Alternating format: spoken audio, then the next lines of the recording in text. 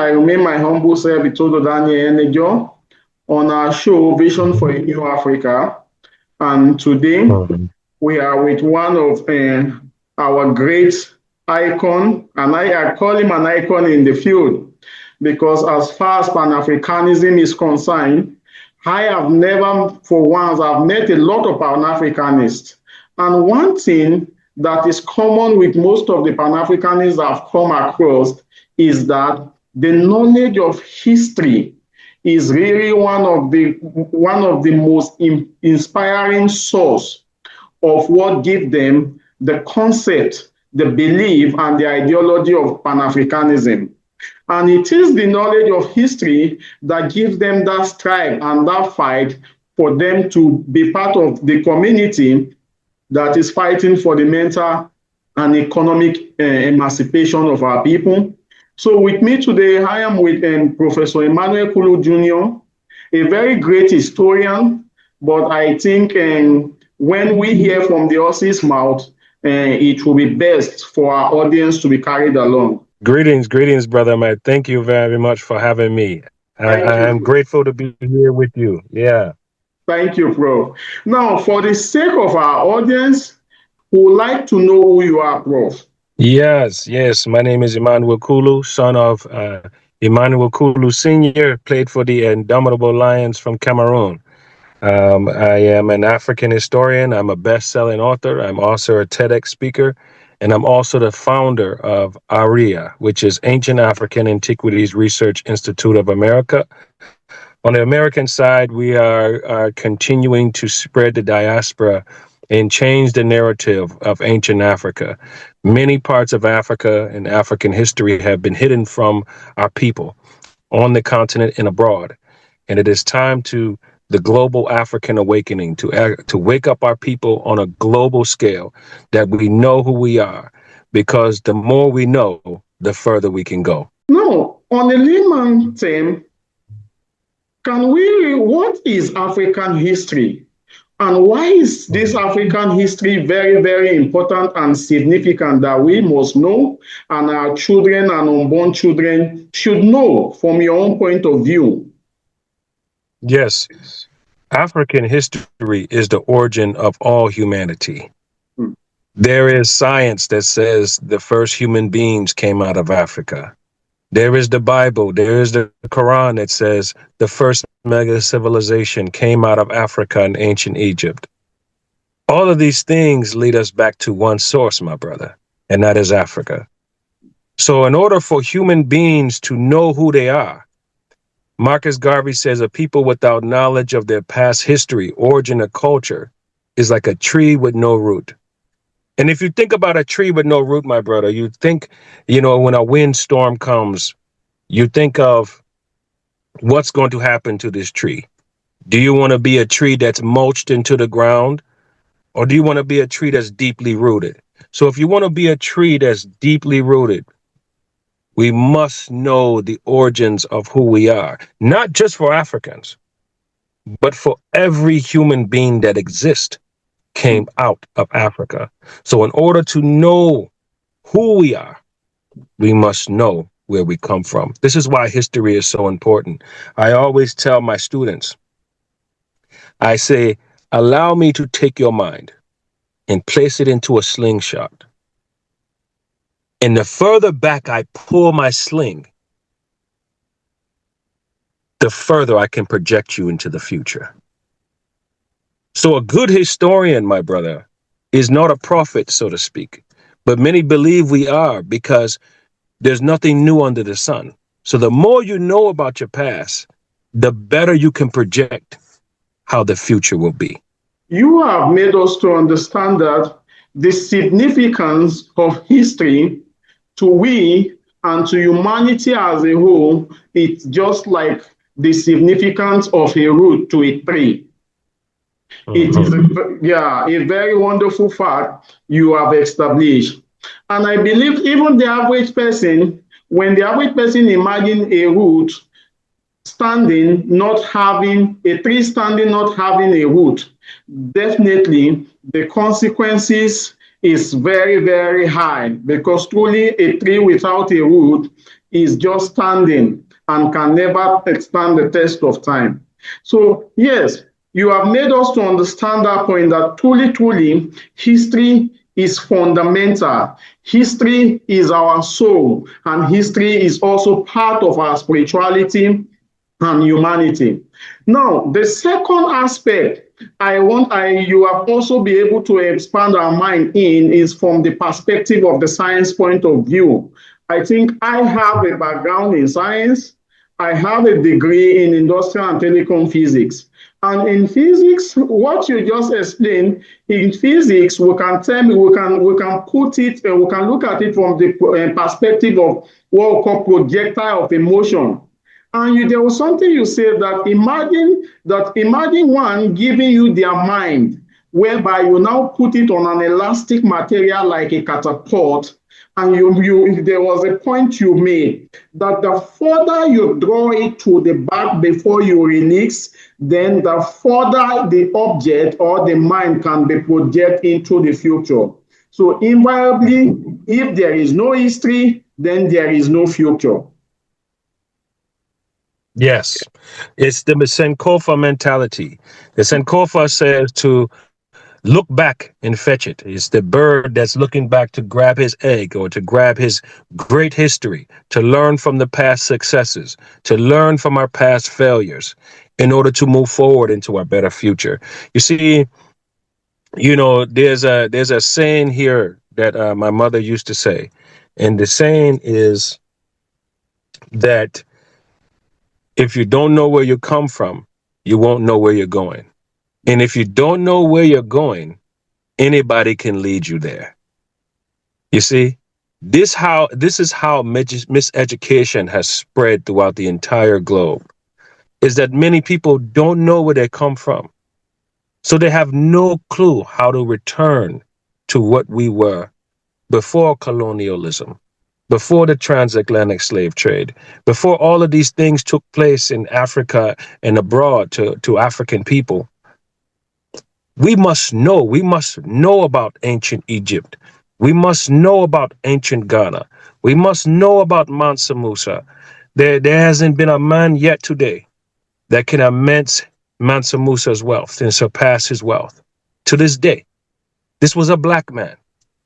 It is very important that we know about Kandaka Imani Reyes, the woman who went head to head with the great Roman Empire and saved her people from taxation and colonization. We must know about Shaka Zulu.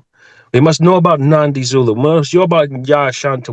We must know about Patrice Lumumba. We must know about Kwame Nkrumah. We must know about Malcolm X. We must know about Dr. King. We must know about all of these global African people who saw the big picture. But what they all have in common is they knew their history. That is the powerful thing. So now as we learn our history, we can learn how to dodge certain failures that our ancestors made. We can learn how to get to certain successes our ancestors made. And we can build a community together to where we can bring new ideas, new technology, new perspective into a new future, which they call today Afrofuturism. I want to ask, how can African history education be designed to foster critical thinking and problem-solving skills that are relevant in today's contemporary economic challenge? So now we are looking for the connectivity between history and economy.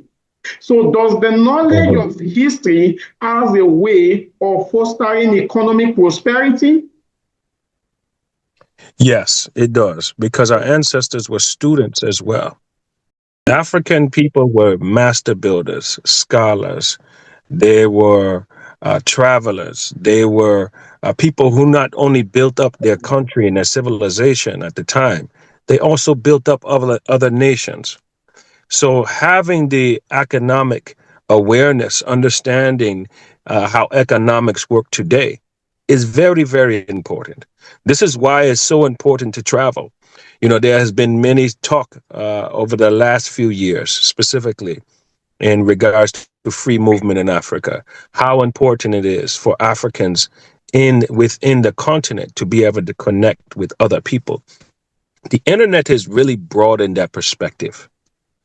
The internet now is allowing myself and yourself and other brothers in different parts of the diaspora to connect.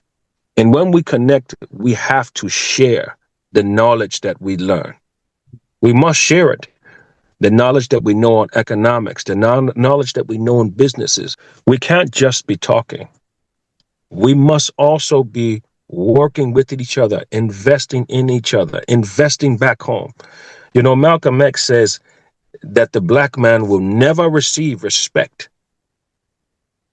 until Africa is respected. Mm. That is so very, very important. So there are a lot of things that is holding the unification of Africa back, and that's including many different political systems. That's also in consideration of colonization as well. But it is very, very important that African people globally see themselves as one family and then invest in each other as well. Now, I also want to ask, are there specific examples or case study that you can give us from the knowledge of African history in which you are very, very fast in to illustrate the application of critical thinking and problem-solving skills in economic development? Yes, I don't know. Yeah. Yes. Now, for example, we spoke briefly about Mansa Musa. Mansa Musa, king of Mali in Timbuktu.